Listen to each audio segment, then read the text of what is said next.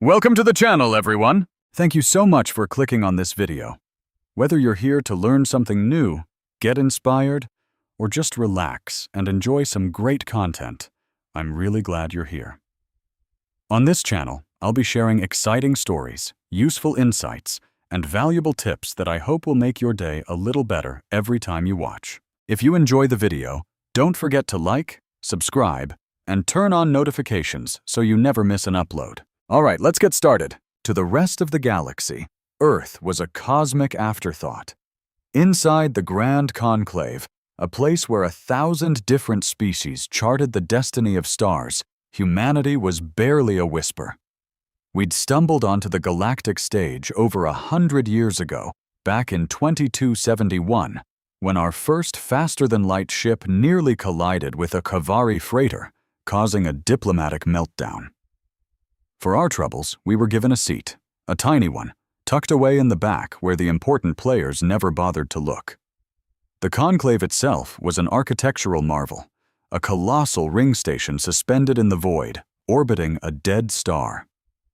Its walls were made of a transparent crystal, allowing the cold, ancient light of distant galaxies to flood the chamber from every conceivable angle. Tiered rows climbed the interior of the station, seating representatives from over 600 species in a great bowl of galactic power.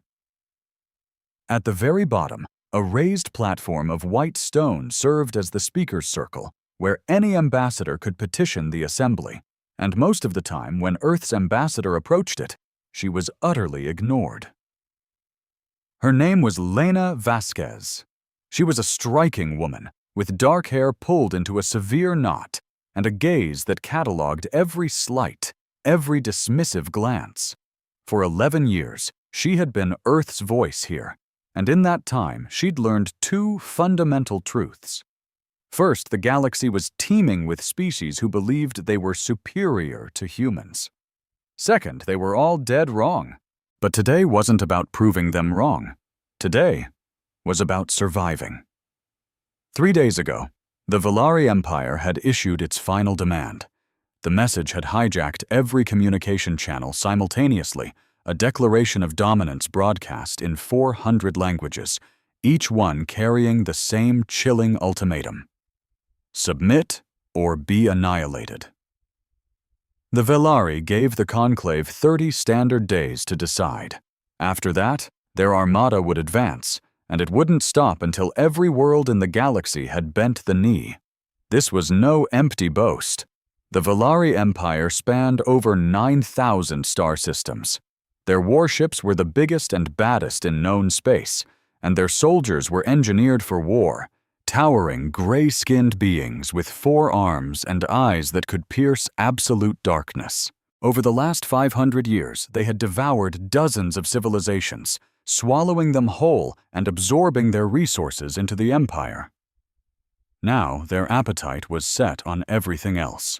The ultimatum plunged the conclave into a state of pure panic. Emergency sessions were held around the clock. Old rivals were suddenly scrambling to form flimsy alliances. Intelligence reports from every corner of the galaxy painted a grim picture.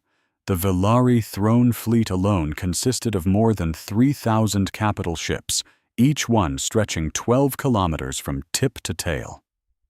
Faced with that kind of overwhelming force, most species saw only 2 paths forward: fight a pointless war and be erased, or kneel and live to see another day. One by one, they chose to kneel. The Draenth Collective went first. A peaceful race of aquatic aliens with no real military, their ambassador's translucent body shimmered with the colors of sorrow as she announced their surrender. The Morvathi technocracy was next, followed by the Pelori Union and the Senth Dominion. Every announcement felt like a death knell echoing through the Great Hall. In less than a week, more than 100 species had officially submitted to Velari authority. The few who dared to resist cobbled together a desperate coalition. The Chavari, a proud, insectoid species of warriors, committed their fleet. The Toron, giant beings of living stone who moved like glaciers but struck like meteors, offered up their ground troops. A few other minor powers threw in their lot, but they all knew the grim reality.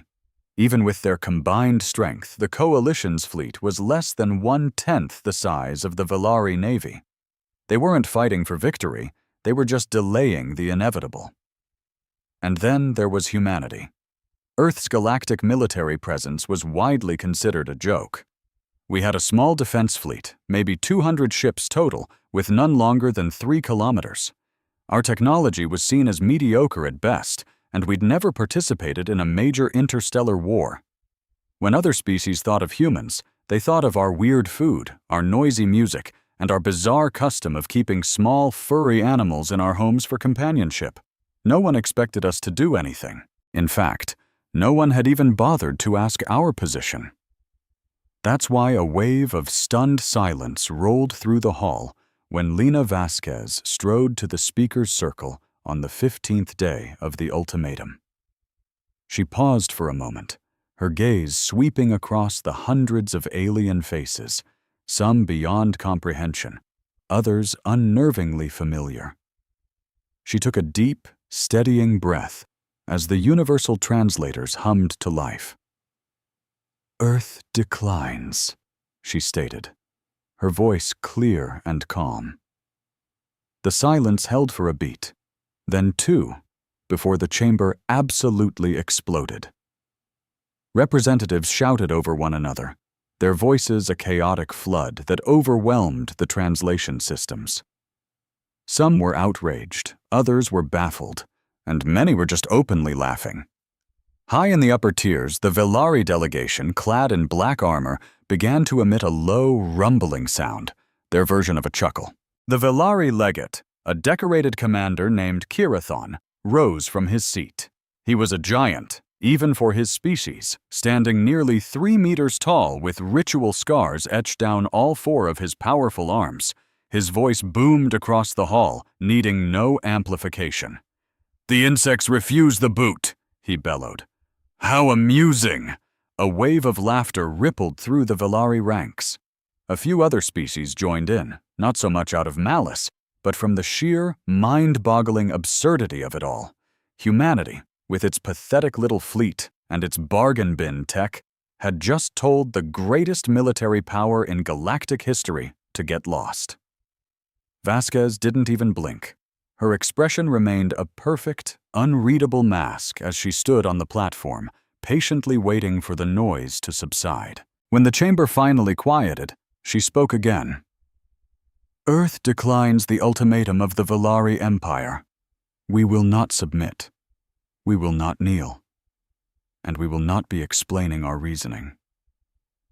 With that, she stepped down from the platform and walked calmly back to her seat, leaving a stunned and buzzing hall in her wake. The Kavari Admiral, a clicking insectoid named Tessith, swiveled 2 of his large compound eyes toward the human delegation. He felt a flicker of something he couldn't quite identify. It wasn't hope. Hope was for fools who ignored the evidence. This was something else, something smaller. Perhaps it was just curiosity, or maybe an ancient, primal instinct that warned him to pay close attention when the smallest creature in the room refuses to run. Back on Earth, the public reaction to her speech was complicated, because they didn't know the whole story. The government had kept the most terrifying details of the Valari threat under wraps. The average citizen knew there was some political trouble brewing out in the galaxy, but the true scale of the existential danger was buried under layers of sanitized press releases. This wasn't incompetence, it was a deliberate strategy. Deep within the United Nations headquarters in Geneva, in a chamber that didn't exist on any official schematic, 12 people sat around a conference table watching a time-delayed recording of Vasquez's speech. They were the members of the Prometheus Council, a clandestine group so secret that not even most world leaders knew they existed. For over 80 years, since humanity's first shaky steps into the galactic community, they had been the silent guardians. At the head of the table sat Admiral Reno Vassal, a man of 67 years with a face like weathered oak and eyes that held the ghosts of battles no one knew had been fought. He had dedicated his life to the United Defense Initiative, humanity's real military, a force hidden behind the public-facing fleet the galaxy thought was all we had. "She handled that perfectly," remarked one of the council members, a Japanese woman named Dr. Hitomi Tanaka, the head of the project's engineering division. Vassal gave a short nod. "She always does." "The Velari won't wait long," another member added. "Their fleet movements indicate the Shivan corridor will be their first objective. The coalition is moving to intercept." "They'll last a week, maybe 2 if they're lucky," Vassal said flatly. His gaze fell to the holographic map of the galaxy glowing on the table's surface. Billions of stars were reduced to tiny points of light, red for Velari space, blue for the Conclave, but way out on the fringes, far from any meaningful star system, out in the cold, empty darkness beyond Neptune, a single green dot was pulsing like a quiet heartbeat. "In that case," Vassal said, his voice low and steady, "it's time we wake it up."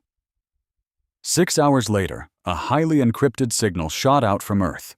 It zipped through a secret network of relay stations, each no bigger than a basketball, floating silently in the interstellar void, completely invisible to any known sensor grid. The signal leaped from one relay to the next, crossing billions of kilometers in just a few minutes until it reached the far edge of the solar system. It traveled past Neptune, beyond the scattered disk of frozen asteroids that marked the final boundary of the Sun's reach, and plunged into the true, deep blackness where our star was just one of millions. There, adrift in the eternal night, was a rogue planetoid. It had no official designation. In the top-secret files of the Prometheus Council, it was known only as Black Cradle. It was about the size of a small moon, its surface a dead crust of ancient ice and cosmic dust. To any ship that might pass by, it was just another lifeless rock, unremarkable, uninteresting, and utterly ignored. But deep beneath that frozen surface, the signal found its destination. In a command center carved from the planetoid's core, a single screen flickered to life, displaying a message of just 2 words, followed by an authorization code that had, until this moment, never once been used. Imagine dedicating your entire life to a secret project you pray is never needed. Now imagine your parents did the same, and their parents before them. For 3 generations, humanity's best and brightest built a weapon in total silence, a final answer to a question the galaxy hadn't even asked yet. That question was just asked, and deep inside a hidden cavern, a giant was beginning to stir. Lights flickered on, not the small, friendly glow of a computer screen, but massive strips of illumination stretching for miles, revealing walls that soared higher than any skyscraper on Earth. The cavern was so vast it had its own weather, and sitting in the middle of it, filling the entire space, was a ship so enormous the human mind struggled to grasp its scale. It wasn't just a ship, it was a man-made landscape, a behemoth so vast it had its own horizon. From bow to stern, its hull stretched for 214 kilometers. At its widest point, it was over 40 kilometers across. It was bigger than most asteroids, bigger than some moons. For 80 years, the UES Prometheus was humanity's most guarded secret. Generations of engineers, scientists, and soldiers had lived and died inside this hidden base, known only as Black Cradle, to construct this impossible vessel. They mined asteroids in secret, created technologies the galaxy could only dream of, and built a ship that shattered every known law of engineering. Many of them never saw the sun. Their graves lay in the rock beneath the masterpiece they had devoted their lives to building, and they did it all in absolute silence. There were no leaks, no whispers, not even a hint. Every single person who worked on the Prometheus understood that the secret was more important than their own life. They didn't accept this because they were ordered to. They accepted it because they believed. They believed that a day would come when the galaxy would turn on them, threatening everything they had ever built. And on that day, Earth would need an answer. That day had arrived. All across the ship, systems that had been sleeping for years roared to life. Reactors ignited, their cores burning with energy sources no other species had ever dared to weaponize.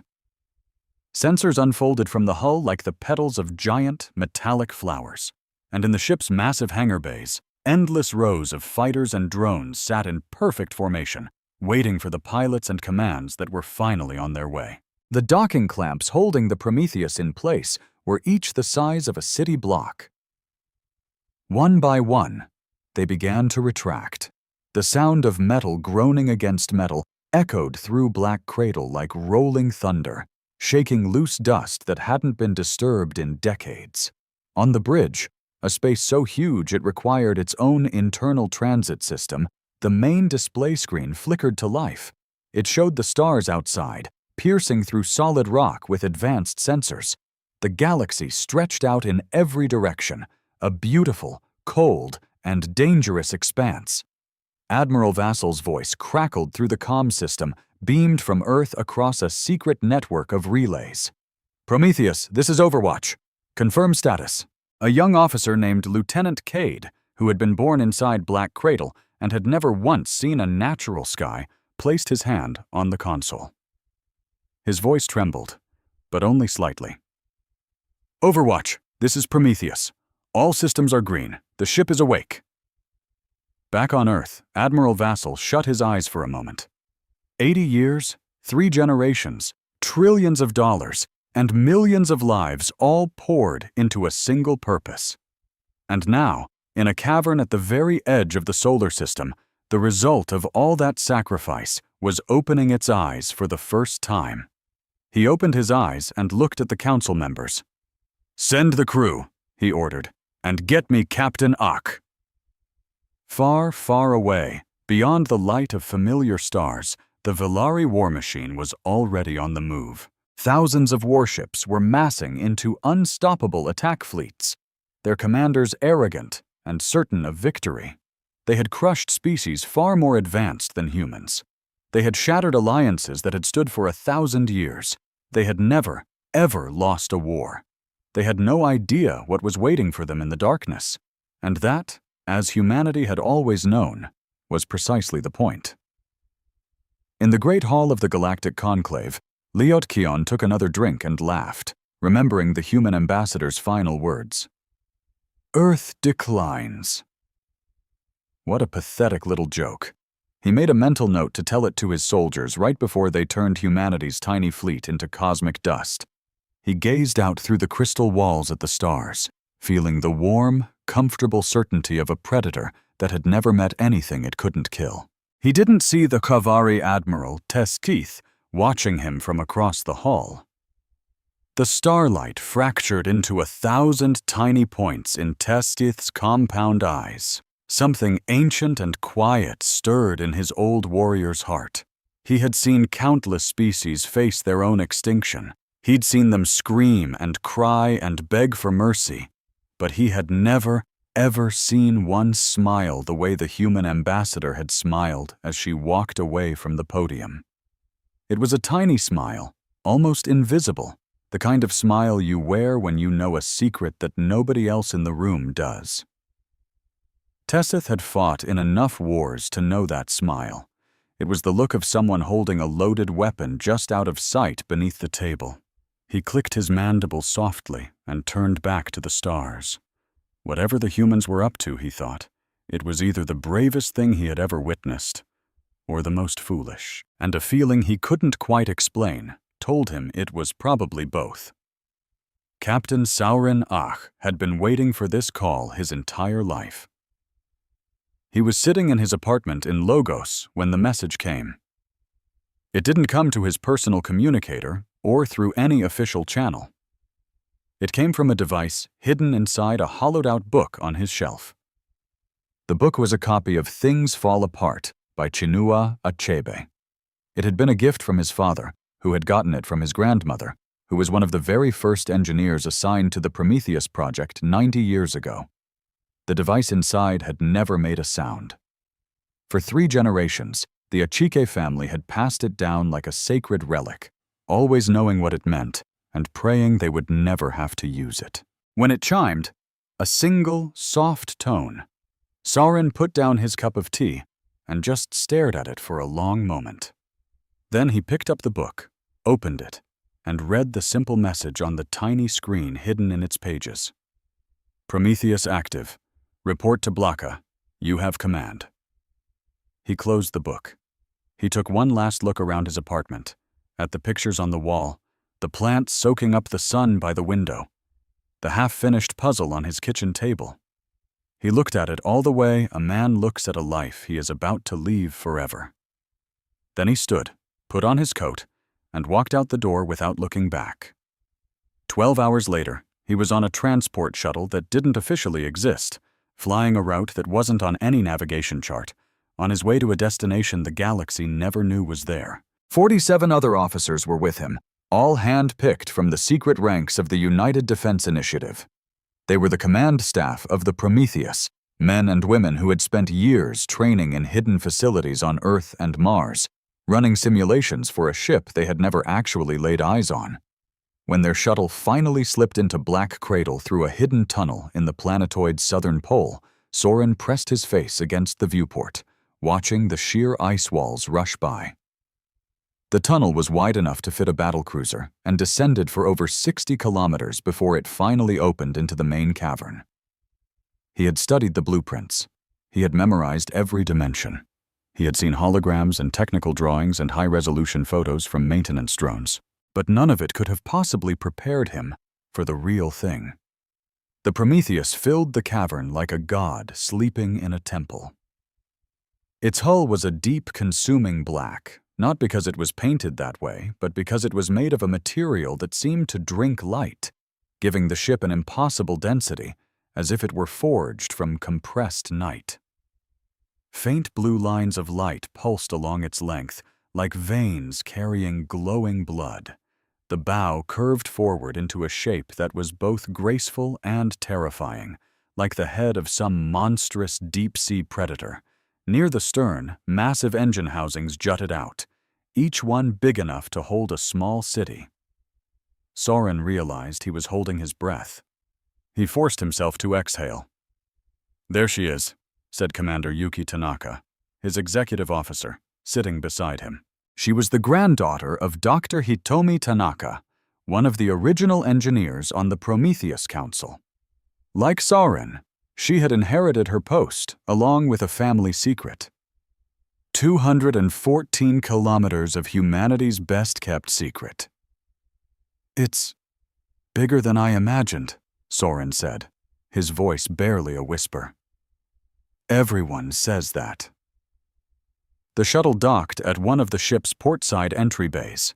Even the docking bay itself was colossal, a space large enough to hold several conventional warships with room to spare. Crews were already swarming through it, loading supplies onto transport carts that would carry them deep into the ship's core. The Prometheus was being brought to full fighting strength for the very first time, a process that required the perfectly coordinated efforts of tens of thousands of people. Soren stepped off the shuttle and onto the deck of his new ship. He stood there for a second, feeling the deep, subtle hum of the reactors through the soles of his boots. He allowed himself just one single moment of pure, unadulterated awe before the crushing weight of command settled onto his shoulders. The full crew complement would be 85,000 personnel. They were already on their way, arriving in waves of shuttles launched from secret bases on Earth, Mars, Europa, and Titan. Each transport carried specialists who had spent their entire careers training for a mission they hoped would never happen. Fighter pilots, drone operators, engineers, doctor, weapons techs, intelligence analysts, cooks, cleaners, and counselors. The whole of humanity's secret strength was coming together in the dark. It was like trying to manage a small nation just to get this starship running. And that's precisely what the Prometheus was. A nation with one single-minded goal. For the next 48 hours, Soren explored the vessel from top to bottom. It was a time-honored tradition for the first captain to learn their ship like the back of their hand. But on a ship as colossal as the Prometheus, it felt more like a sacred journey. He zipped through corridors that stretched for miles in little transport pods. He stopped by the reactor complex, where 12 fusion cores pulsed with a serene blue glow, each one churning out more power than most civilizations used for their entire planet. He wandered through the agricultural decks, where robotic farms cultivated crops under artificial suns, promising enough food to keep the crew fed for years without ever needing to dock. He made his way to the hangar bays. There were 20 of them, lining the ship's sides like the chambers of a gigantic, mechanical heart. Inside each bay, rows of strike fighters were parked in flawless formation, sleek, sharp-angled machines painted a non-reflective black, built for one thing, getting in and out with deadly speed. Tucked between the fighters were the drones. Thousands upon thousands of them.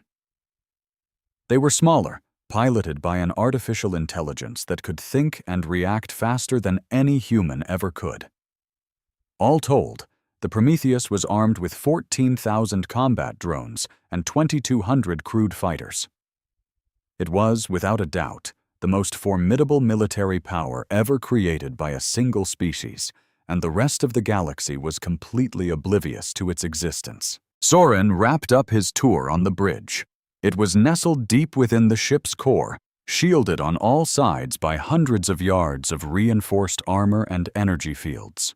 The bridge was a massive, circular chamber with a domed ceiling that projected a live 360-degree view of the space outside, which, at the moment, was the icy walls of their hidden dock, Black Cradle. Workstations were set up in expanding circles, like stadium seating, each manned by an officer getting the feel for systems they'd only ever touched in a simulator. Right in the middle of it all was the captain's chair. It was surprisingly simple. No fancy gold plating or grand design, just a solid, functional seat with built-in controls and a direct neural connection to the ship's main computer. The moment Soren settled into it, he felt the neural link hum to life, a strange tingling sensation shooting up his spine as the ship's mind connected with his. For one breathtaking, overwhelming second, he felt everything. All 214 kilometers of the ship, every single hallway, every room, every humming reactor, and silent weapon. The Prometheus wasn't just big, it felt alive, in a way that only a vessel carrying 85,000 souls could. "Give me a status report," he said, his voice calm. Commander Tanaka, stationed at his right, brought the data onto the main screen. "All essential systems are green, Captain. Reactor output is at 92% and still climbing. Weapon systems are on standby. The cloak is ready for deployment." Ah, the cloak. That was the single most crucial piece of technology on the entire ship, and the very reason the Prometheus had stayed a secret for 80 long years. Other species had their own versions of stealth, ways to dampen sensors or absorb signals, but every single one had a weakness, a way to be found if you had the right gear. The Prometheus, however, used something from a different league entirely. The engineers called it gravitational refraction cloaking, but the name didn't do it justice. The system literally bent the fabric of gravity around the ship, creating a bubble in spacetime that made everything, light, radiation, sensor pings, flow around it, like water parting around a smooth stone in a river. Tucked inside that bubble, the ship was utterly undetectable. Not just hard to spot, it was genuinely gone. To anyone on the outside, the patch of space where the Prometheus hovered would look like nothing but empty void. No other race in the galaxy had this kind of tech. Most didn't even think it was possible. Human scientists had figured out the theory behind it nearly 100 years ago, and the Prometheus Council had made the call to keep it a secret from the races that had conquered them. It was humanity's ace in the hole, the one advantage no one could ever plan for, because no one knew it was even in the game. "Navigation," Sauron called out. "Set a course for the Shivang Corridor." The navigation officer, a sharp young woman named Lieutenant Park, glanced up. "Sir, With all due respect, that's deep in hostile territory. The Velari fleet is already swarming that area. I'm aware, Soren replied calmly. That's exactly why we're headed there. The intelligence updates had been pouring in ever since the Prometheus went live. The Velari were making their move, just as predicted, hitting the Shivan corridor first, a critical star system that acted as a main gate between the galactic core and the outer territories. A coalition of 5 allied species had rushed to defend it, led by the Kavari Admiral Teshith. They had managed to scrape together about 300 warships. It was the biggest joint fleet the conquered races had ever put together. On any other day, it would have been an inspiring show of defiance. But against the 400 Velari battleships now closing in on them, it was a suicide mission. Admiral Vassal's orders had been crystal clear. Take the Prometheus to the Shivan corridor, shatter the Velari attack, and reveal to the galaxy what humanity was truly capable of. The shock factor was their greatest weapon. You can't defend against something you don't even know exists. Leaving Black Cradle was a slow, deliberate process that took a full 6 hours. The enormous docking clamps released one after another, each one sending a deep shudder through the ship's frame that the crew felt in their teeth. The engines didn't roar to life. They ignited with a deep, subsonic hum that resonated in your chest, stirring something ancient and primal. With an impossible slowness for something so gargantuan, the Prometheus started to drift forward. It slid through the massive ice cavern and into the exit tunnel, its hull clearing the frozen walls with less than a mile to spare on either side. Piloting required absolute perfection. A ship this size had 0 room for error in such a tight space. Lieutenant Park guided them with nerves of steel and a hammering heart. The moment they finally broke free into open space, a collective sigh of relief went through the bridge crew. The stars were there to greet them, cold, silent, and utterly indifferent. The distant sun was just another bright speck in the endless black. "Engage the cloak," Soren ordered. The gravity-bending system activated. On the bridge's main view, nothing seemed to change. The ship looked exactly the same from the inside, but through the neural link, Soren could feel it. A tiny change in how the universe felt pressed against the hull, as if reality itself had just politely agreed to look somewhere else. The Prometheus winked out of existence and began its voyage. It was a 3-day journey to the Shivan corridor at top speed. 3 days filled with drills, final preparations, and a quiet, simmering tension. The crew ran non-stop combat simulations. Fighter pilots sat in their cockpits, mentally rehearsing launch sequences over and over. Drone operators fine-tuned their neural interfaces, each one ready to command dozens of unmanned ships at once. The weapons officers ran endless diagnostics on the ship's massive arsenal, and hidden in the deepest part of the ship, behind secure doors that needed 3 different authorization codes, a special team made their final checks on Longinus. Longinus was the Prometheus's main event, a spinal cannon that ran almost the entire 214-kilometer length of the ship. It didn't fire shells. It didn't shoot lasers. Longinus worked by compressing a piece of matter into a micro-singularity, a point of gravity so powerful it was basically a tiny temporary black hole. Then, it would launch that singularity at nearly the speed of light down a magnetic rail over 100 kilometers long. The projectile it created was something that no known shield in the universe could stop. When it made contact, it didn't cause an explosion. It caused an erasure. Everything within several kilometers of the impact just got sucked in, crushed, and annihilated. Fired into a fleet of ships, the effect would be beyond catastrophic.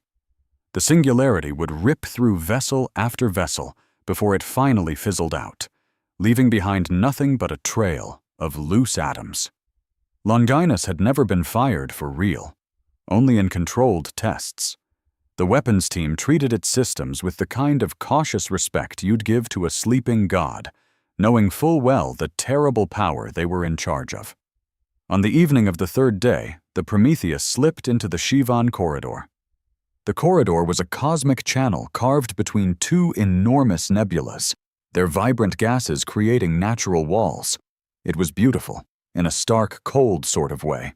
Rivers of purple and blue light were painted across the darkness, like an artist's brushstrokes.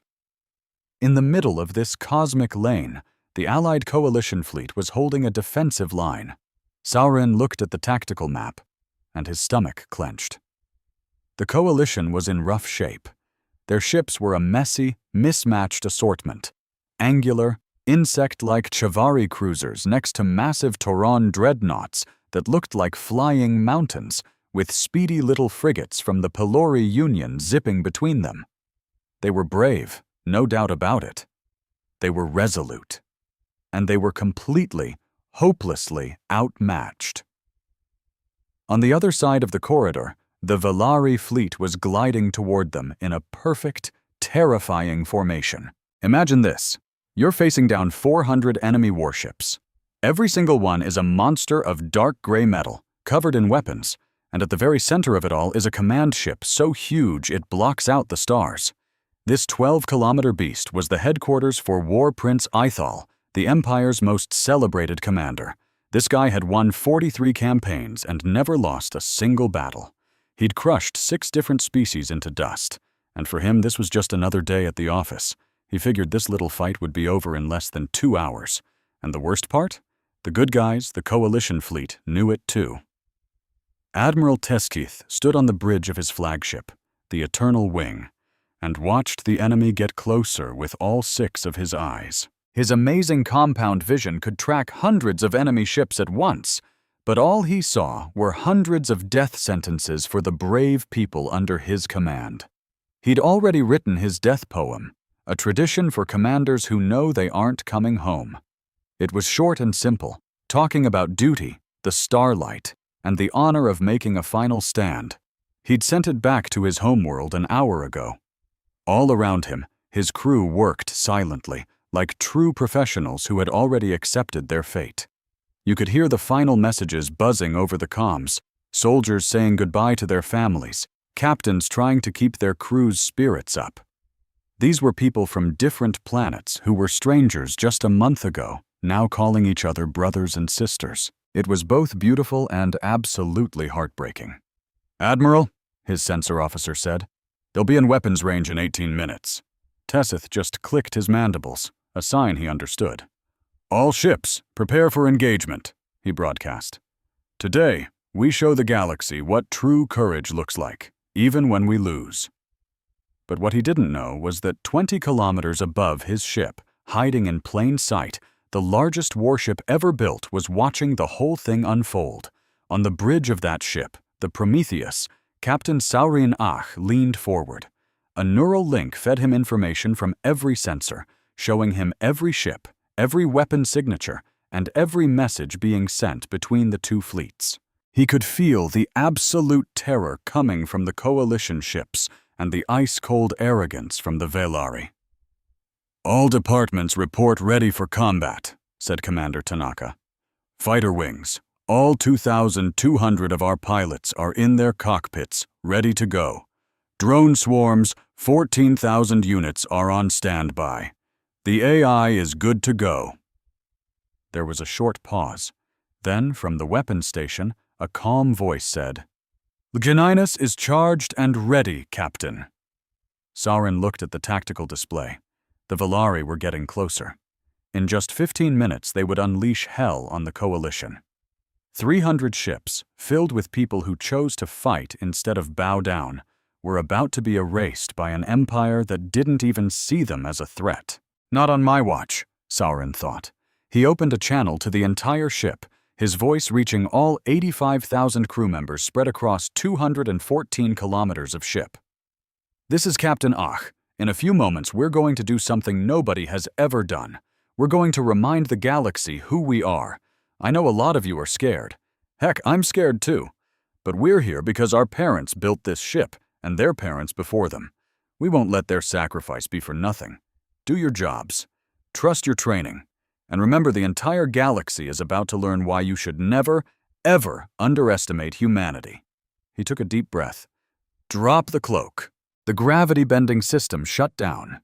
The bubble of invisible space-time collapsed. And just like that, the Prometheus appeared.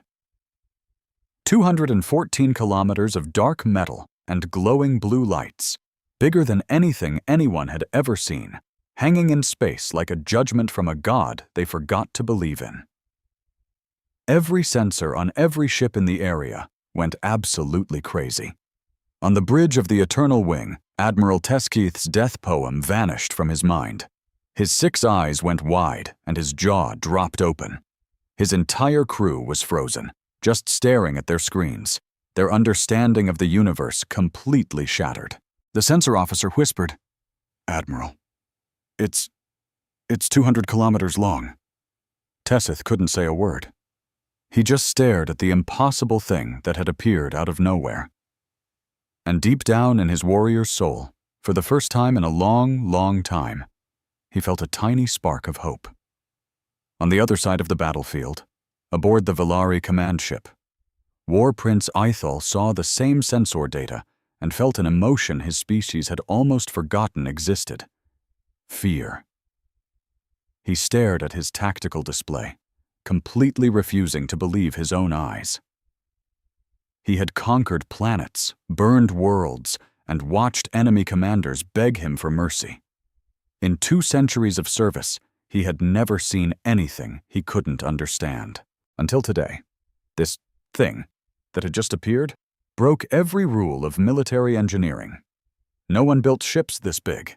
It wasn't practical. It wasn't even possible. The materials alone would bankrupt an entire civilization.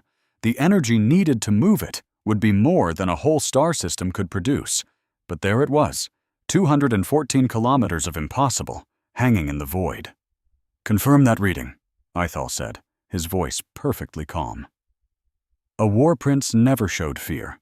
His sensor officer, a young guy with scars on only 2 of his arms, ran the scan again and again. The results were the same every time. "Confirmed, War Prince. A single vessel. Length, 214 kilometers. Its mass it's too big for our sensors to even measure. Origin." The officer paused. "Origin is human." Human. The word just hung there in the air. Officers looked at each other with expressions they would later deny having. Humans? Those soft little creatures from that wet planet? The ones who kept pets and cried during movies? The species their own emperor had called insects? Those humans had just parked the largest warship in history right in front of his fleet. "Open a channel to all ships," Ithal commanded, refusing to show a single crack in his confidence. "All commands, this is the War Prince. The humans have sent a single, unusually large ship. This changes nothing. Our mission is to destroy the Coalition fleet. Hold your formation and prepare to attack." He had to believe it. A big ship is just a big target. The Valari had weapons that could crack planets in half. Surely they could handle one oversized human ship. But a tiny voice in the back of his mind, the part that had kept him alive for 200 years, whispered something he didn't want to hear. It whispered, "If they could build this, what else can they do?"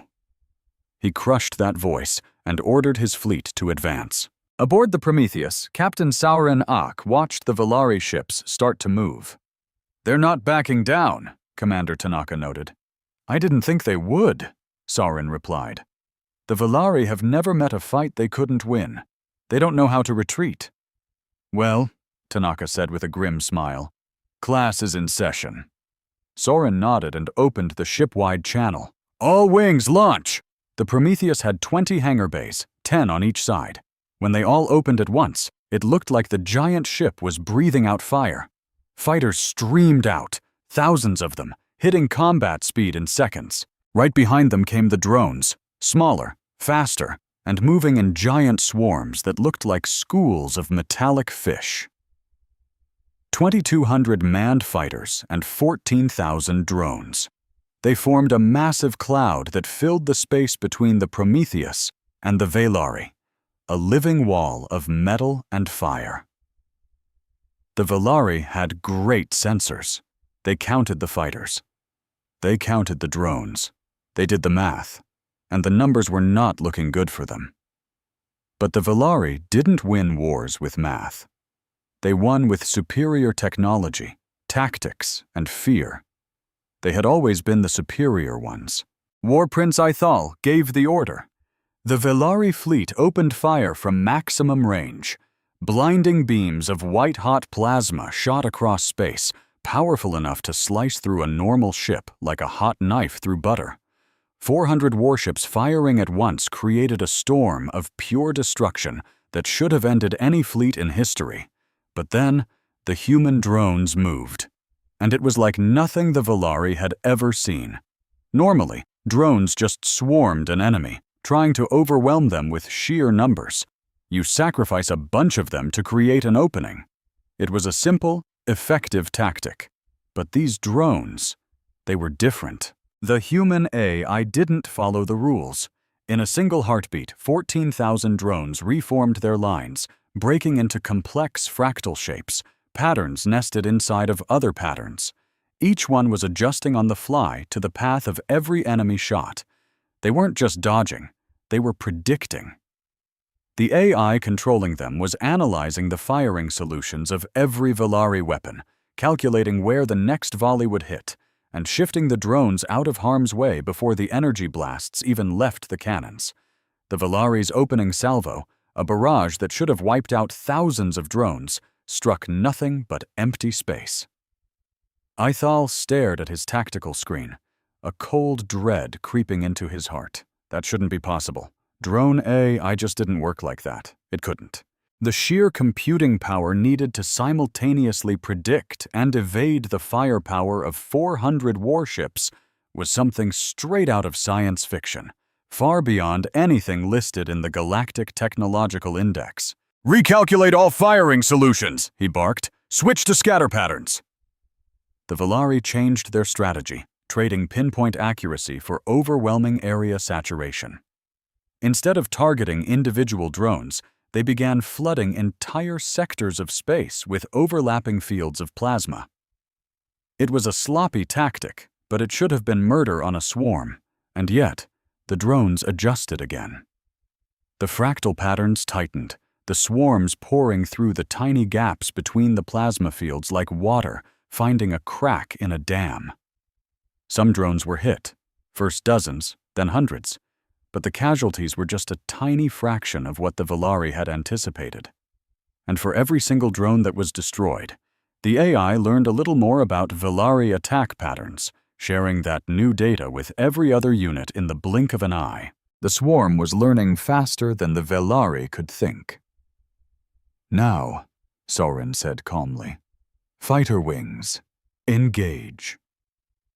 The human pilots had been holding back behind the screen of drones, patiently watching the Velari waste their long-range ammunition on targets that simply refused to be hit. Now they shot forward, flying in the turbulent wake of the drone formations, using the swarm as a shield to close the gap. Human fighter craft weren't the toughest ships in the galaxy, nor were they the most powerful. But they were incredibly fast, and their pilots were trained with a level of dedication that bordered on insanity. Every last pilot on the Prometheus had logged thousands of hours in simulators, fighting against AI models of Velari tactics. They knew the exact way a Velari ship would turn. They knew how Velari shields were timed, and they knew one critical secret that no other species had ever discovered. Velari shields had a tiny gap in their cycle. Every energy shield in space runs on a refresh cycle, a split second when the shield powers down slightly to recharge. For most ships, that gap is so small it's useless in a fight. But the Velari, blinded by the arrogant belief that no enemy could ever get close enough to use it, had designed their shields with a cycling gap of 0.3 seconds. To a human pilot at combat speeds, with targeting assistance, 0.3 seconds is an eternity. The first Velari warship to die was a heavy cruiser on the fleet's left side. A squadron of 12 human fighters dove on it in a perfectly coordinated strike, holding their fire until the precise instant the ship's shields flickered. Then they unleashed 12 targeted blasts, all hitting the same spot on the hull in a window of less than 1/3 of a second. The shots tore straight through the armor, hit the reactor core, and the cruiser vanished in a silent explosion of blue-white fire. The second warship went down 7 seconds later, then the third, then 2 more at the exact same moment. On the Volari flagship, alarms screamed to life. Damage reports were pouring in from all over the fleet. Ships that had been considered invincible, that had stood against every foe the Empire had ever known, were being taken apart by tiny fighters that seemed to know exactly where to hit and when. "They know our shield frequency," Eithal's weapons officer stammered, his voice choked with disbelief. "They're timing their strikes to the cycling gap." "That's impossible," Ithal shot back. "No one has ever mapped our shield cycles." "With all due respect, War Prince, they have." Eithal's 4 hands clenched the arms of his command throne. The humans. They had been watching them for years. No, probably for decades. They had been observing Volari ships, picking apart their technology, cataloging their weaknesses, all while pretending to be some harmless, backward species with nothing important to offer the galaxy. The truth hit him like a punch to the gut. They weren't hiding because they were weak. They were hiding because they were getting ready. The battle raged on. The Volari were still a terrifying force. When their weapons did hit, they shredded human fighters and drones with horrifying power. Sauron watched the casualty numbers on his own display tick upward, feeling each loss like a physical blow. These were his people. Every pilot lost, every drone operator whose connection went silent, every fighter that became a fireball in the void. They were all his responsibility. But the battle was turning. The fractal drone swarms had pushed deep inside the Volari fleet, and the human fighters were using the resulting chaos to their advantage. Volari warships were being hit from every direction at once, their captains struggling to deal with threats that were everywhere and nowhere at the same time. On the other side of the battlefield, the Coalition fleet just watched, completely stunned. Admiral Teskith had commanded his ships to stay put, not out of fear, but because he honestly had no idea what to do. The fight he was witnessing was unlike anything he had ever seen. The humans didn't fight like any other race in the galaxy. They fought like a storm, adaptive, unending, and utterly unpredictable. "Should we join them, Admiral?" his tactical officer finally asked. Tessith thought about it. His ships were damaged and running low on munitions, but they could still fight. They could add their firepower to the human attack and help destroy the Volari for good. "No," he said softly. "Not yet. Let's see what these humans are really made of." What the humans were really made of became terrifyingly clear over the next 30 minutes. The Volari fleet, bruised and bleeding, was still fighting back. Ithal had lost more than 100 ships, but he still had almost 300 left, and they were tightening their formation. The War Prince was learning, pulling his fleet into a dense defensive ball, overlapping their shield coverage to close the cycling gaps and creating deadly kill zones that even the human drones couldn't safely pass through. It was a brilliant move. Against any other opponent, it would have worked. But Ithal was using conventional strategy to solve an unconventional problem, and there was absolutely nothing conventional about the Prometheus. "He's consolidating," Sauron noted, watching the Volari formation. That defensive ball was tough. A direct assault would cost him too many fighters. "He's adapting," Tanaka added. "Give him another hour, and he might actually find a way to counter the drones." "He's not getting another hour," Sauron replied. He reached out through his neural link and felt the immense presence of the Prometheus answer him. The ship had remained stationary since the fight began, letting its fighters and drones do all the heavy lifting. Now, for the very first time, it began to move. 214 kilometers of pure warship slid forward through the wreckage of the battle, a silent, colossal shadow. Its blue-lit hull reflected the light of burning ships. On every single Volari vessel left, sensors screamed warnings, and the crews felt their courage begin to fail. They had been so focused on the human fighters, they had almost forgotten about the monster that spawned them. As the Prometheus glided closer, Ithal made his choice. He was a war prince of the Velari Empire. He had never run from a fight. He wasn't about to start now. "All ships," he broadcast across his fleet. "Form a spearhead. Target the human vessel. Full speed ahead." It was a courageous command. It was also, as it turned out, a fatal mistake. The last 260 ships of the Velari fleet shifted into an attack wedge aimed straight for the heart of the Prometheus. They pushed their engines to maximum, their weapons glowing as they charged for a single, massive volley that would smash into the human ship with the combined power of an entire armada.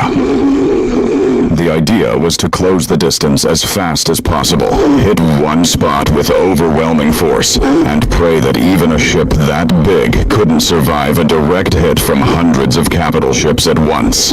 They were still 40,000 kilometers out when Sauron gave the command. "Longinus," he said simply. "Fire." Deep within the heart of the Prometheus, its spinal weapon came online. A tiny, compressed micro-singularity formed at the base of a 100-kilometer-long magnetic rail and was shot forward at 97% of the speed of light. The massive ship shuddered, not from the recoil, but from space-time itself warping around the projectile as it launched. The Velari never even saw it. The weapon, Longinus, slammed into the very center of their spearhead formation.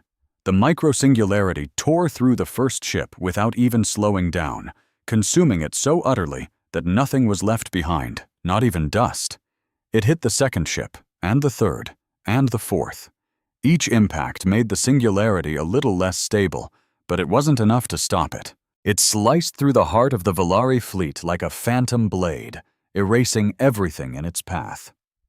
In under 2 seconds, 83 ships just vanished. The singularity's gravitational wake rippled outwards, grabbing at the nearby vessels. Their reactors, already screaming from the heat of battle, couldn't take the strain. One after another, dozens of ships buckled under the invisible pressure, their systems failing in a cascade of containment breaches, structural collapses, and blinding explosions. The mighty spearhead formation, the pride of a galactic superpower, dissolved into a blooming cloud of fire and twisted metal. On the Velari command ship, safe only because it was at the rear, War Prince Ithal stood on a bridge of shrieking alarms and flickering lights, watching the ghost of his fleet die on the tactical screen. More than half of what was left was gone. The rest were scattered, their formations shattered, their crews paralyzed by shock. He was a warrior, a man who had made peace with death before every battle. But this wasn't battle. This was an erasure. The humans hadn't just defeated his fleet. They had proven that the entire Velari way of war, the very bedrock of their empire's power, was now a relic. "War Prince," his communications officer stammered, his voice trembling. "Surviving ships are requesting permission to fall back." Ithal stared at the tactical display one last time. The Prometheus hung there in space, impossibly huge, its hull without a single scratch. It had ended the fight without taking so much as a stray shot from a capital ship. He shut his 4 eyes. When he opened them again, they held an emotion no one on his bridge had ever seen before: acceptance. "All ships," he said, his voice quiet but clear. "Retreat at maximum speed. Head for Imperial space." The surviving Velari vessels, less than 100 now, turned and fled. They scattered like dust, captains pushing their engines past every safety limit, desperate to put a universe between themselves and the dark giant that had unmade their fleet. The Prometheus didn't even bother to chase them. On its bridge, Sauron slumped back in his chair and let out a long, shaky breath. The neural link was a fire hose of information. Damage reports from his own forces, casualty lists, status updates from every last squadron. They'd lost fighters. They'd lost drones. They'd lost people. But they had won. Commander Tanaka turned to him, her eyes shining with tears she refused to let fall on the bridge. "Captain, the Valari are in a full route. The Shivan corridor is ours." Sauron just nodded. He should have felt triumphant, but all he felt was the crushing weight of what they had just unleashed. They had shown their hand. The secret 3 generations had died to protect was now on display for every species with a sensor pointed this way. There was no putting the genie back in the bottle. "Open a channel to the Coalition fleet," he ordered. The channel crackled to life. For a long moment there was just stunned silence from hundreds of ships, crewed by beings who were still trying to understand what they'd just seen. Then, Admiral Teskith's voice broke the quiet. The old Shivari warrior sounded completely different, younger somehow. "Human vessel," he said. "This is Admiral Teskith of the warship Eternal Wing. I have no words for what you've done today." He paused. "My people write death poems before battles we don't expect to come back from. I wrote mine this morning. Because of you, I won't be needing it." Sauron actually smiled. It was a weary smile, but it was genuine. "Admiral Tessith, this is Captain Ach of the UE Prometheus. It's an honor to finally meet you, and I'm glad to hear that poem can stay in your pocket." Across the corridor, on the bridge of every surviving Coalition ship, crews were cheering, crying, and hugging each other. Entire species that had prepared to be wiped from existence were suddenly, miraculously, alive. The Valari weren't just stopped, they were shattered. A force the galaxy thought was unstoppable had been broken by one ship from a species everyone had written off as a galactic nobody. The battle data would flash across every network within hours. Every government, every military, would see the sensor logs and witness the same impossible truth. A human ship, 214 kilometers long, had appeared out of thin air and annihilated the most powerful fleet in the known galaxy. Nothing would ever be the same. On the bridge of the Prometheus, Sauron gave himself one more moment of peace. Then he sat up straight and looked toward the star-dusted darkness ahead. "Set a course for the next Valari fleet concentration," he said. "This war is far from over." The Prometheus turned, slow and majestic, its blue-lit hull glinting in the light of distant suns, and pushed forward into the galaxy, a promise to its friends and a warning to its enemies, written in silence and steel. Behind them, in the wreckage-strewn corridor, Admiral Teskith sat alone on his bridge and slowly tore his death poem into tiny pieces. He wouldn't need it today. Maybe he never would again. It seemed the little insects from Earth had brought a boot of their own. The galaxy didn't sleep that night. On 1,000 worlds, across hundreds of species, people stayed glued to their screens, watching the same impossible data loop. A ship, a human ship, 214 kilometers long. It had materialized from nowhere, wiped out 400 Valari warships, and was now moving deeper into their territory with the calm confidence of a predator that knows it's at the top of the food chain. The galactic communication networks crashed within hours. Every ambassador, every general, every spy agency was scrambling to answer the same question. How did the humans, of all people, build something like this without a single soul noticing? The answer, which would take galactic analysts years to truly accept, was painfully simple. Nobody was looking. Humanity had been so completely ignored, so thoroughly written off as a minor species with nothing to contribute, that no one ever thought to keep a close eye on them. The galaxy's greatest intelligence blunder wasn't a failure of tech or spies. It was a failure of imagination. They simply couldn't fathom the idea that the quiet little species from that wet, blue world had been building a god-killer in their backyard. But the Prometheus was just getting started. Not even close. The Valari Empire spanned 9,000 star systems, all linked by supply lines, shipyards, and military bases that had taken centuries to construct. It was a colossal machine of conquest, and like any machine, it had critical parts. Break enough of those parts, and the machine grinds to a halt. Captain Saurin Achik knew this. Admiral Vassal, running strategy from Earth, knew this, and the 85,000 crew members of the Prometheus, fresh off the first and wildest battle of their lives, knew the real war had just begun. And then, the Prometheus vanished. 1 second it was there, a titan on every sensor in the Shivan corridor. The next, it was simply gone. Its gravitational refraction cloak engaged so smoothly that, as far as the universe was concerned, the ship just ceased to be. The Coalition fleet, still celebrating, went dead silent. The fleeing Valari survivors checked their sensors again and felt a cold, new kind of fear. It was one thing to fight a ship you could see. It was something else entirely to know that a 200-kilometer-long warship was now a ghost, capable of appearing anywhere, at any time. That fear was now a weapon, too.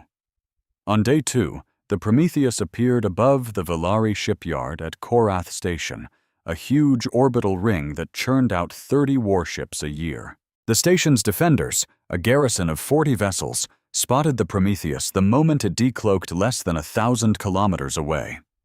They had about 90 seconds to grasp what they were looking at before the Prometheus unleashed a single fighter wing.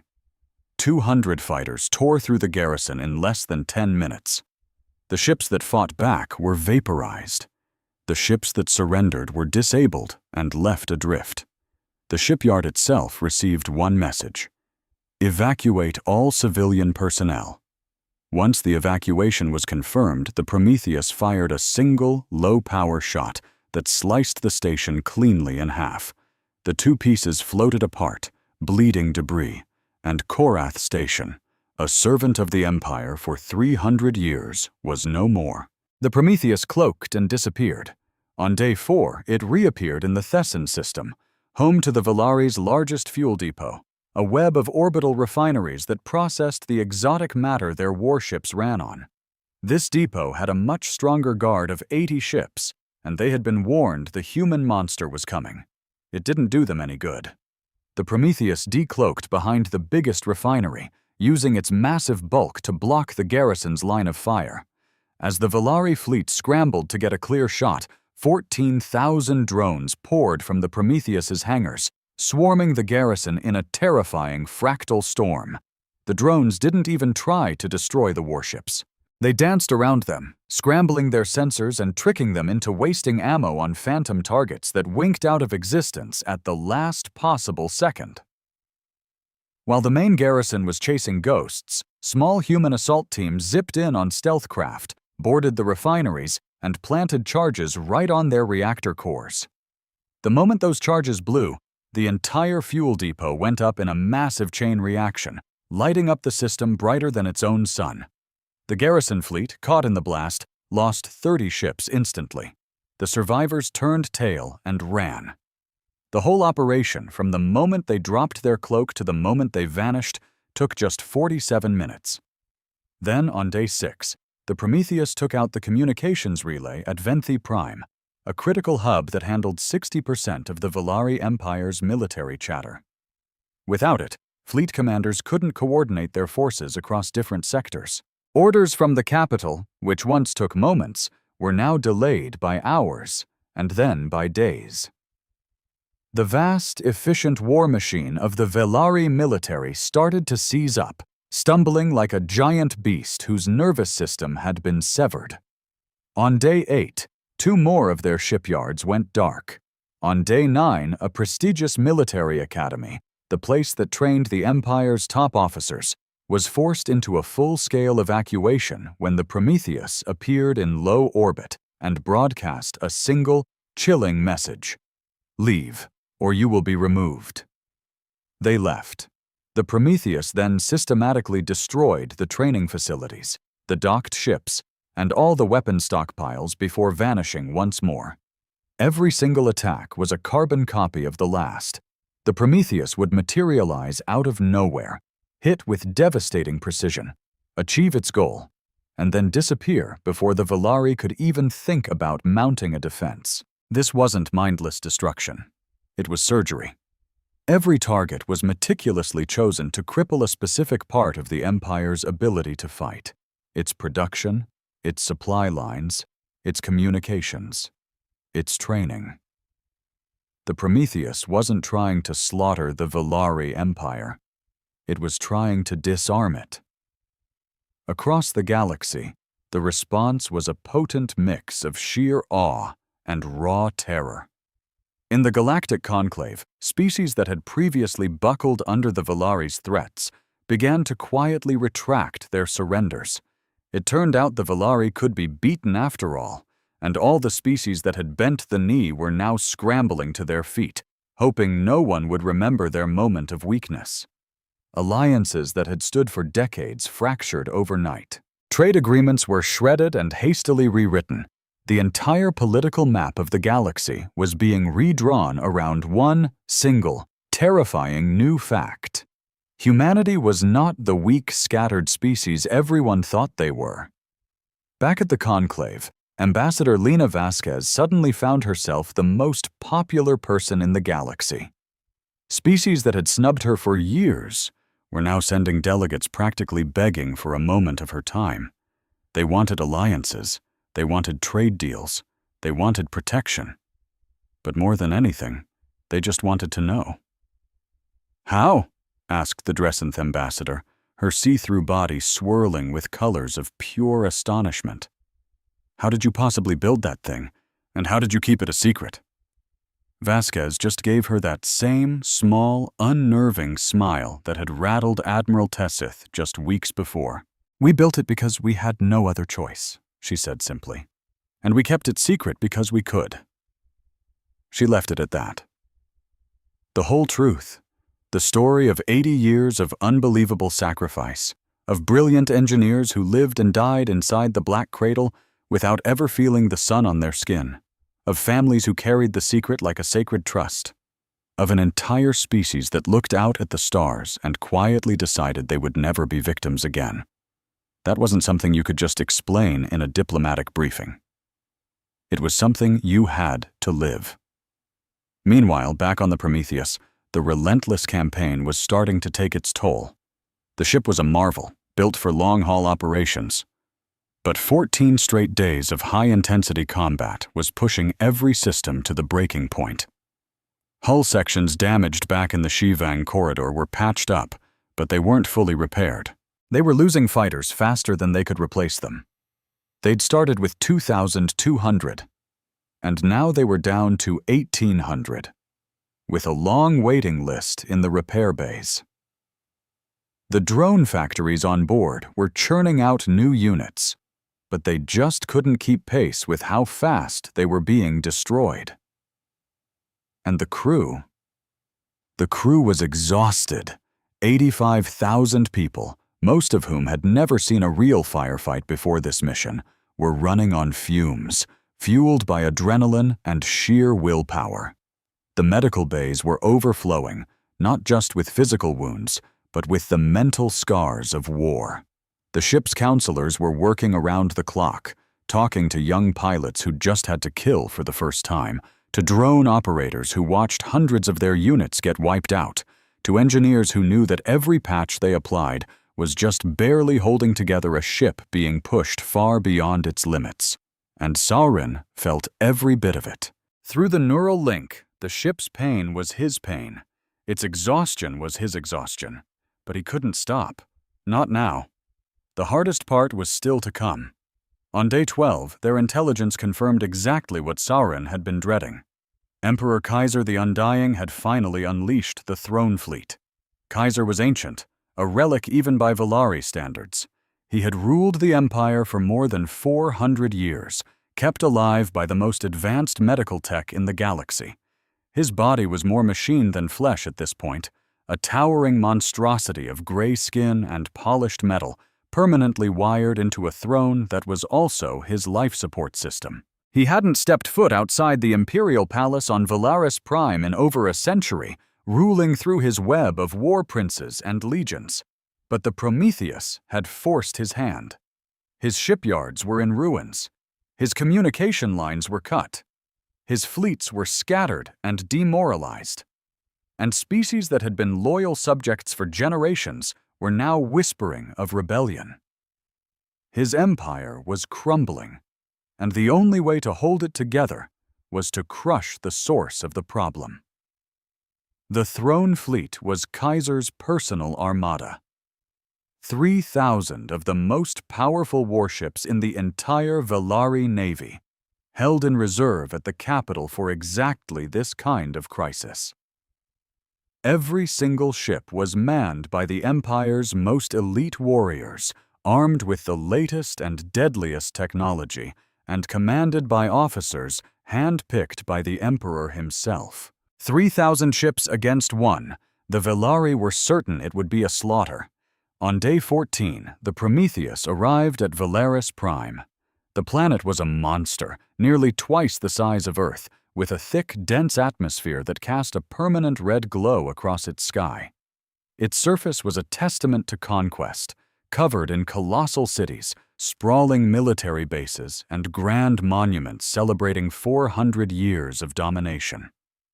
From orbit, it looked like a world built to crush your spirit, every single structure screaming of power and permanence.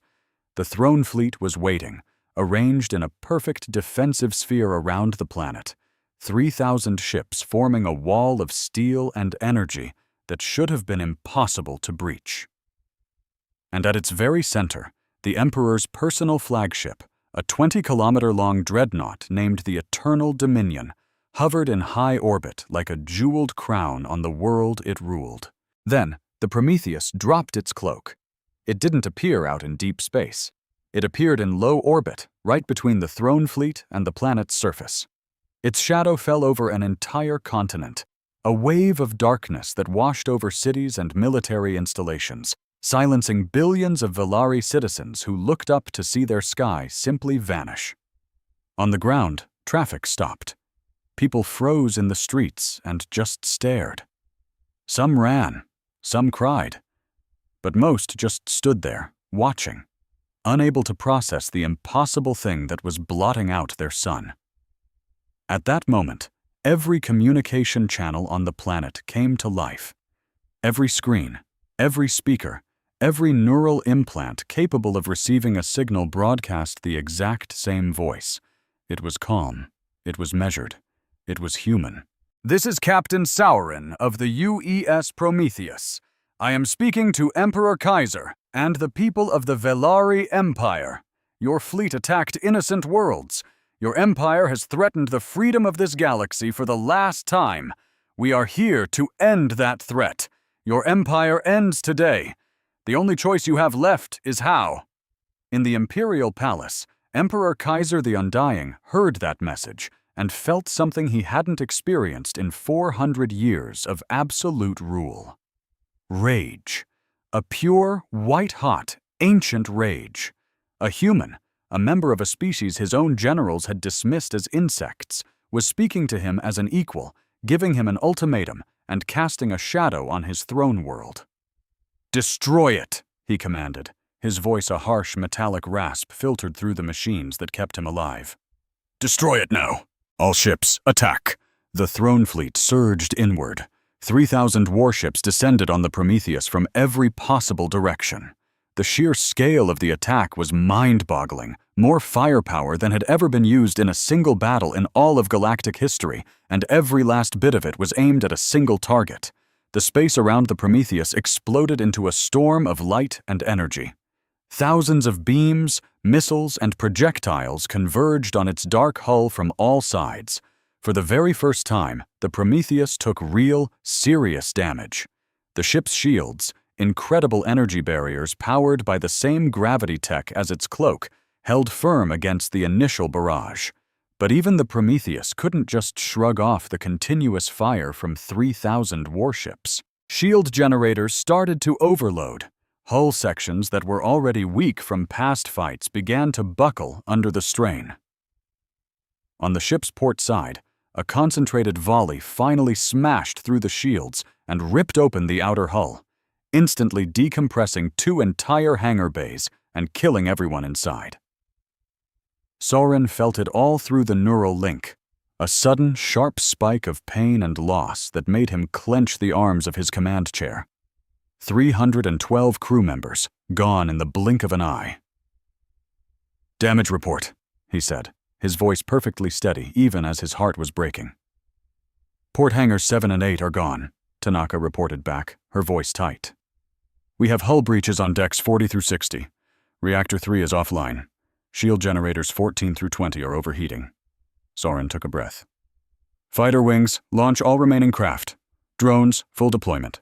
The last of the Prometheus's hangar bays slid open, unleashing every single flyable fighter and drone they had left into the raging storm. The space around the ship instantly erupted into a chaotic dance of combat, with human fighters weaving between the colossal Volari capital ships. Swarms of drones moved in complex fractal patterns as weapons fire lit up the darkness from every direction. The human pilots fought with a ferocity that shocked even themselves. They were exhausted, scared, and completely outgunned. But they were also fighting with the chilling knowledge that the entire galaxy was watching. Every species with a sensor array aimed at Velaris Prime was seeing this battle unfold in real time. The destiny of galactic civilization was being forged right now, right here. And they were the ones at the anvil. Volari ships started to go down, but not nearly fast enough. The throne fleet was absolutely massive. Even with the shield cycling trick, 3,000 ships could take heavy losses and just keep coming. Still, the human fighters and drones were sowing chaos throughout the Volari formation, shattering their coordination and forcing individual ships to fight for their own survival instead of as a unified force. The battle raged for 2 brutal hours. The Prometheus took even more of a beating. Entire sections of its hull were blasted away by focused fire, and the casualty count climbed past 1,000, then 2,000. Their fighter losses were staggering. Their drone supply was burning out faster than it could be replenished. But the Volari were losing more.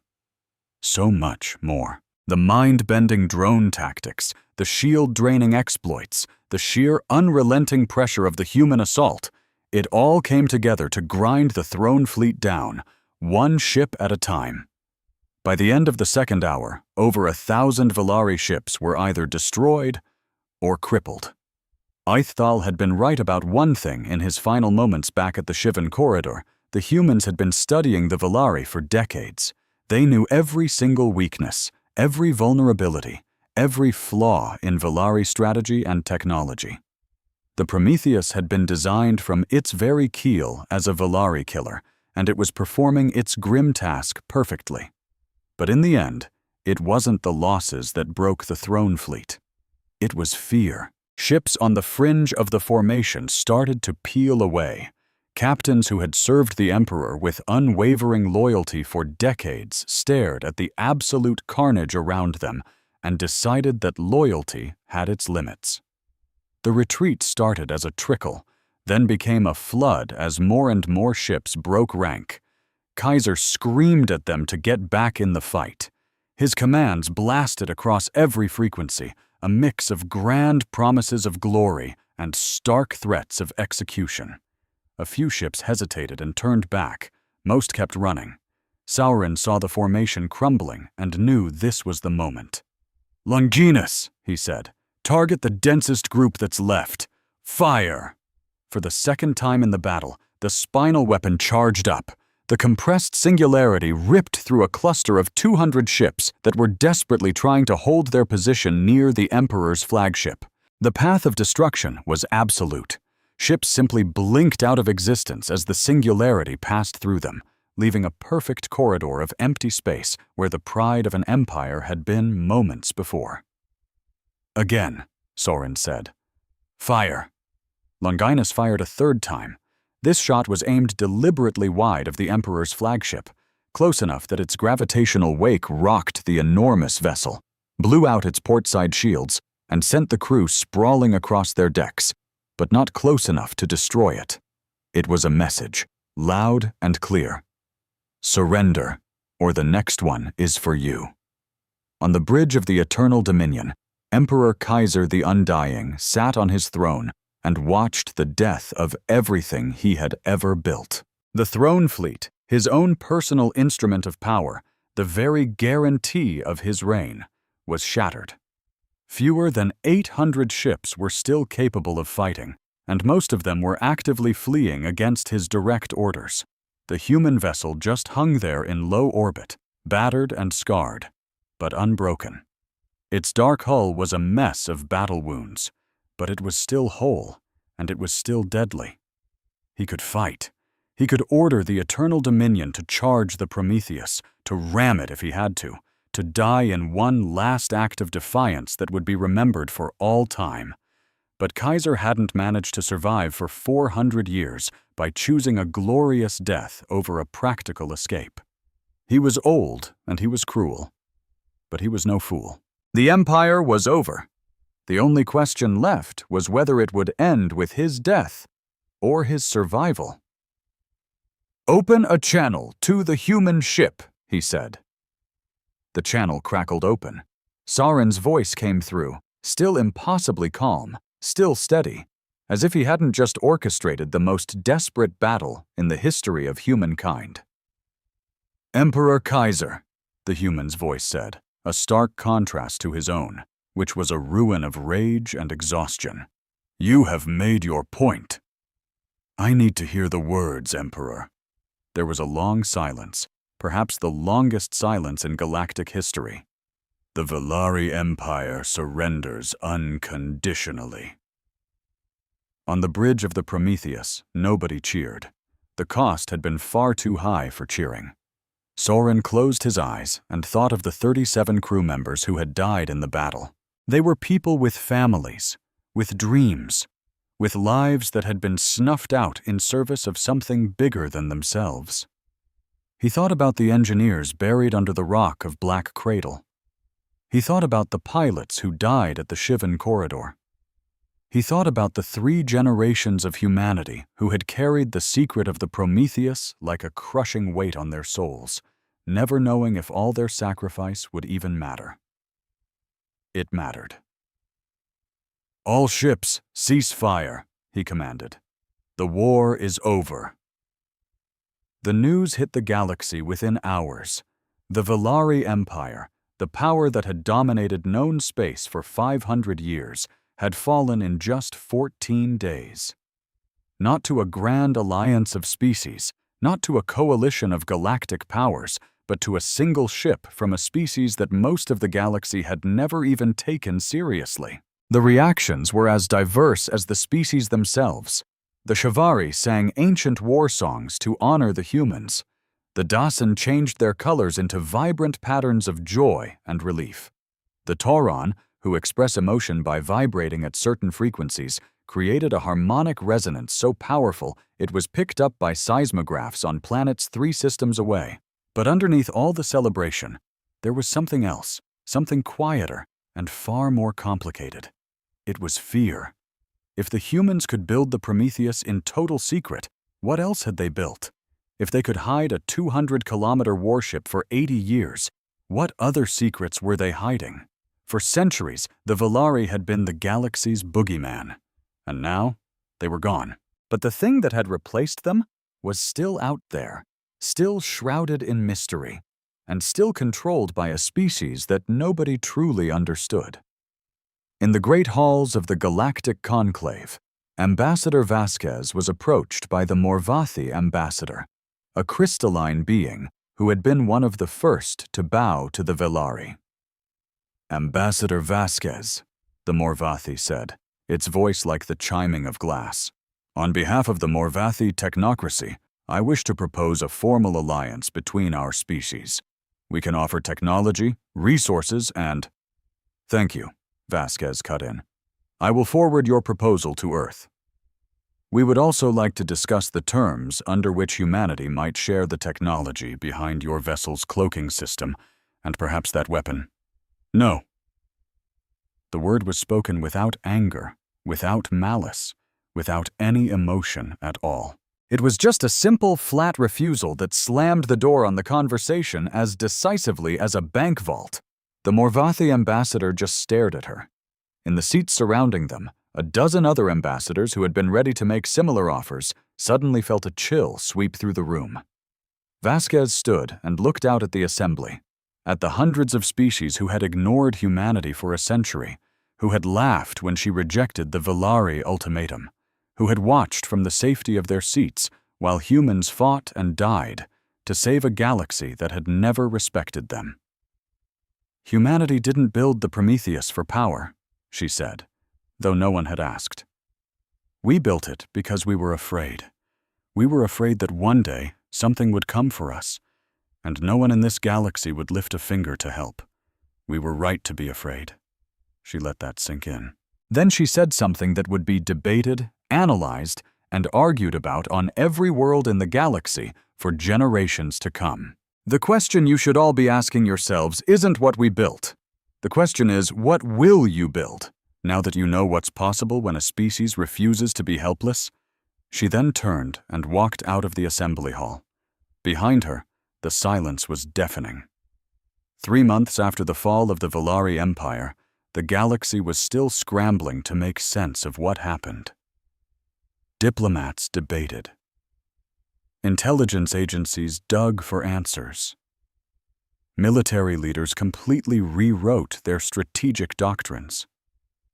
Scholars and philosophers across 1,000 worlds wrote papers, gave lectures, and argued late into their nights about what it all meant. Humanity, quiet, unremarkable. Keep to themselves humanity had single-handedly dismantled the most powerful military force in galactic history. Every single assumption that every species had ever made about the balance of power was now completely wrong. And at the heart of it all, the species that caused this massive upheaval was being very, very quiet. This made everyone deeply nervous. In the weeks after the surrender at Valaris Prime, the galaxy had expected humanity to do what every powerful species in history had always done: claim territory, demand tribute, and establish their dominance. The Villari had done it. The Morvathi had done it. Every species that ever got a military edge had used it to remake the galaxy in their own image. But humanity did none of those things. Earth's diplomats took part in the post-war negotiations at the Galactic Conclave, but their demands were modest, almost bafflingly so. When humanity won the war, the galaxy held its breath, expecting demands. But we asked for nothing.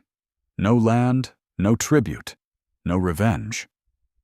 When the time came to decide the fate of our defeated enemies, we voted to let them choose their own futures. This terrified the other species. They're planning something, the Morvathi ambassador whispered. No one just gives away that kind of power. He was convinced we were playing a long game, and when the trap finally sprung, everyone would regret not acting sooner. A wiser ambassador replied, "Maybe they just don't want the things you think they should." And that, the Morvathi shot back, is exactly what makes them so dangerous. They had no idea how simple or how complicated the truth really was. Miles beneath the Earth, in a secret room, the 12 members of the Prometheus Council met for the very last time. They sat at the same table where, just 3 months ago, they'd watched their ambassador refuse an ultimatum that should have meant their extinction. The mood wasn't celebratory. It was heavy, tired, and sad. At the head of the table sat Admiral Reno Vassal. He looked like a man who had aged a decade in just a few months. Directing a galactic war from a bunker had taken its toll. His steady hands now had a slight tremor. "The ship is fully repaired," he announced, his voice raspy. "Captain Ock reports they're ready. The crew, they did more than we ever could have asked." Dr. Hitomi Tanaka spoke without looking up. 3,042 casualties. She knew the exact number by heart, just like she knew every dollar spent, every blueprint, and every life sacrificed to create their impossible weapon, the Prometheus. Those numbers were her cross to bear, a weight she carried for all of them. And because of them, the galaxy is free, another member added. Yes, Vassal agreed, his eyes sweeping across the council. But the real question is, what do we do now? This was the entire reason the council was formed 80 years ago. Not to figure out how to build the ship, or even how to fight the war. Their one and only job was to decide what humanity would do on the day it finally won. For decades they had debated it, studying the fall of every empire known to history. They saw how absolute power always corrupted, turning protectors into monsters and saviors into conquerors. And they had come to a conclusion that the rest of the galaxy would call absolute insanity. We stick to the plan, Vassal said firmly. We withdraw. No one argued. They all knew this day was coming. Ambassador Vasquez, who had flown back just for this meeting, gave a single, determined nod. I'll make the announcement tomorrow. It's not going to be popular, she warned. Vassal's reply was simple. It doesn't need to be popular. It just needs to be right. The next day, Lena Vasquez strode onto the platform of the Great Galactic Hall for the last time. The place was packed. Every species, even those who never showed up, had sent their top people. The air crackled with 1 million tiny translators working overtime. Everyone knew the human ambassador was about to speak. No one had a clue what she was going to say. They were expecting demands, alliances, threats. None of them were prepared for the truth. Vasquez stood at the podium, her face an unreadable mask.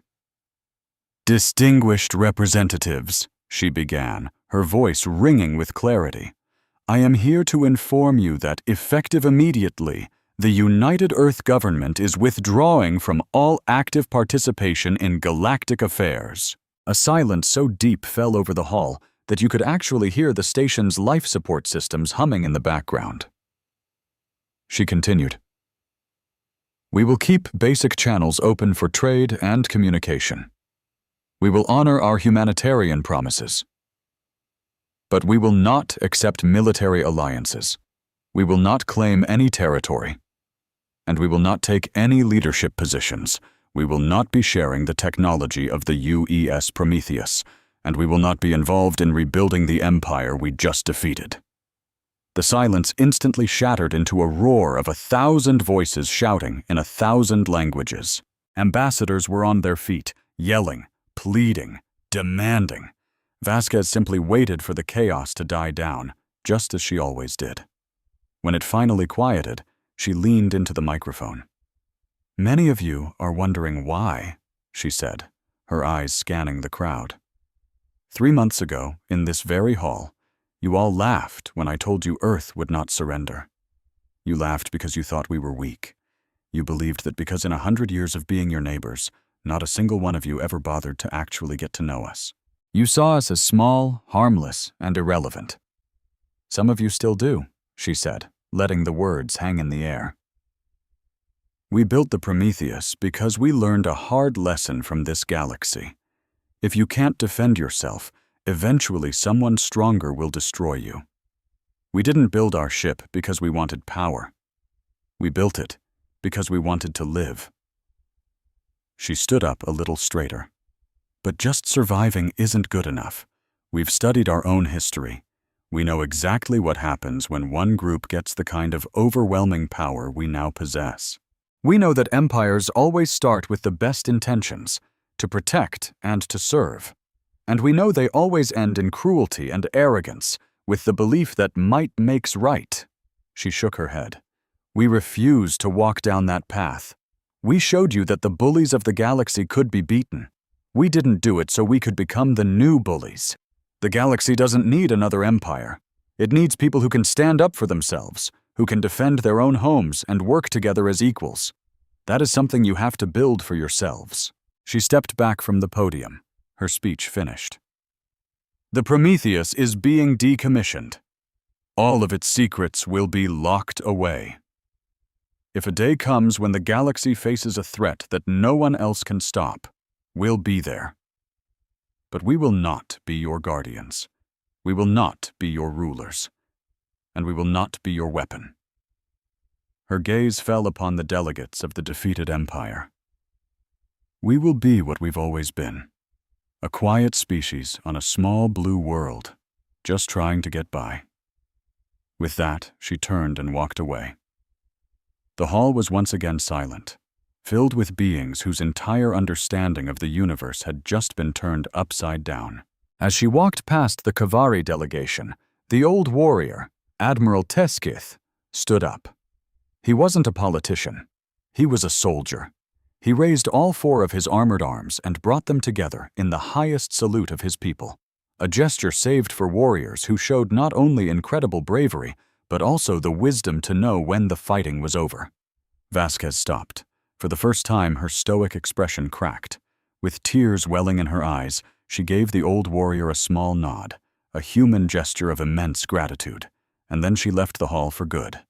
48 hours later, the Prometheus silently slipped away from its dock and vanished into the deep dark. Imagine this: you save the entire galaxy, and your reward is to be erased from history.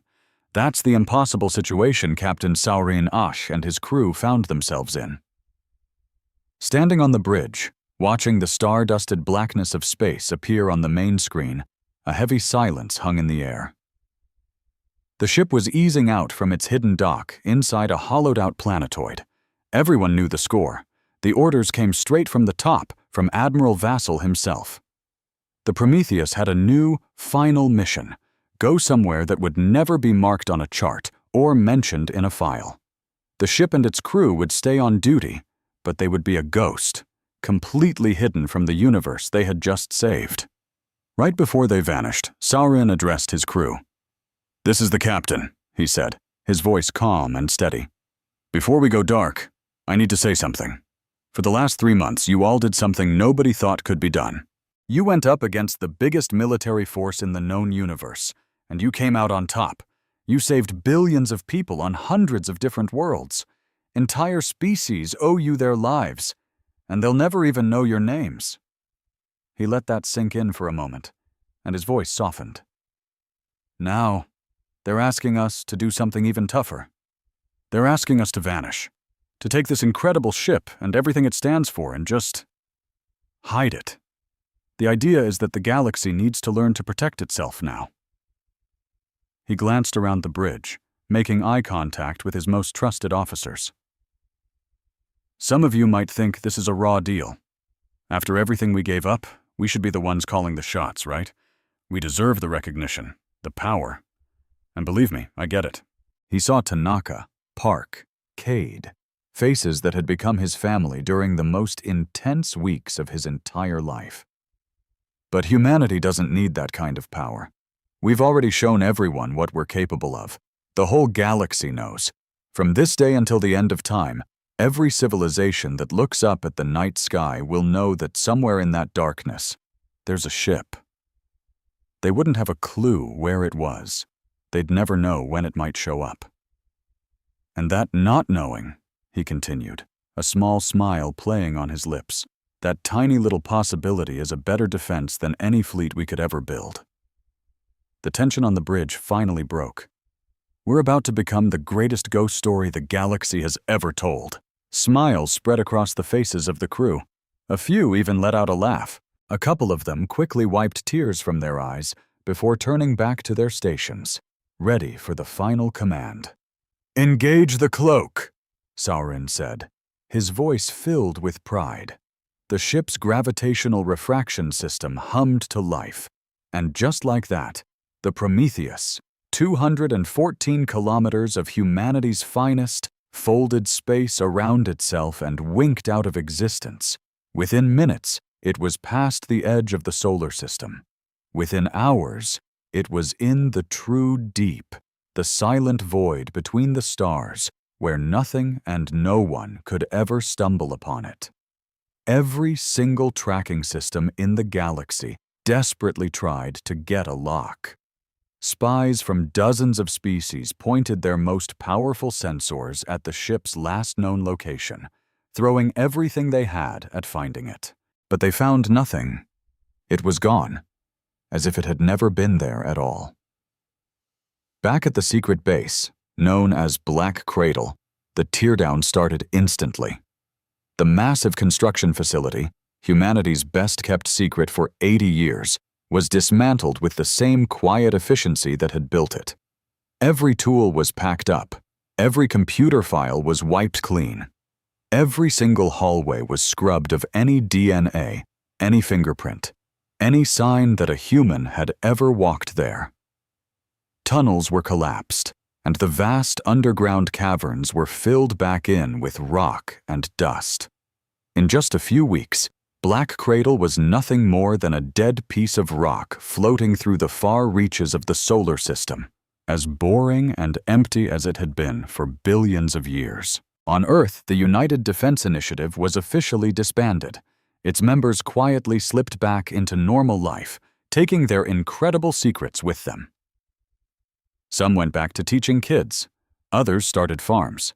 A few just sat in their backyards, watching the stars and thinking about the unbelievable thing they had been a part of. The world kept turning. People went to their jobs, raised their families, and argued about the little things, like politics, sports, and what to make for dinner. No government ever officially confirmed that the Prometheus was real. It became the planet's biggest open secret. Everyone kind of knew, but nobody could ever prove it. And eventually, the story just faded into the background hum of everyday life. Across the galaxy, the ripples of humanity's quiet exit spread for years. With no single superpower to keep everyone in line, different species had to start talking to each other, working together in ways they never had before. New alliances were built, not on fear, but on a shared need to survive. The Chavari and the Toron signed a treaty to protect each other. The Drasen and the Pelori started a joint science project. Even the paranoid Morvathi eventually agreed to a security pact that brought 20 different species together for mutual defense. It was a chaotic, imperfect system, and it was everything Ambassador Vasquez had ever dreamed of. Conquered investigators scoured every location the Prometheus had ever been spotted, hoping to find a piece of wreckage, a trace of energy, anything to unlock its secrets. They came up empty. The humans had been incredibly thorough. The only proof that the Prometheus had ever existed was the battle data from the Shivan Corridor and Valaris Prime. The sensor logs showed what the ship was capable of, but they gave away none of its secrets. In time, the Prometheus became a myth. Parents told their kids stories of the human ghost ship. Species that had never even seen a human spoke of them with a mix of awe and a healthy dose of fear.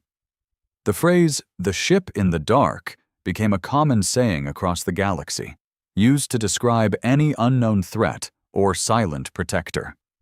And back on Earth, life just went on. Humans continued to live and love, to fight and to make up, just like they always had. They kept their pets, played their music way too loud, and ate their wonderfully weird food. Every now and then they'd look up at the stars and wonder about the galaxy they'd saved, but mostly they focused on what was right in front of them, their families, their friends, and the simple, everyday magic of being alive. Meanwhile, in a conquered detention center orbiting a neutral planet, the former Velari Leje, Kion, sat alone in his cell. It was a nice cell, as far as cells go. He had a bed, a table, a chair, and a data pad filled with approved content, news reports, educational programs, and the full, unedited battle recordings from the Shivan Corridor and Valaris Prime.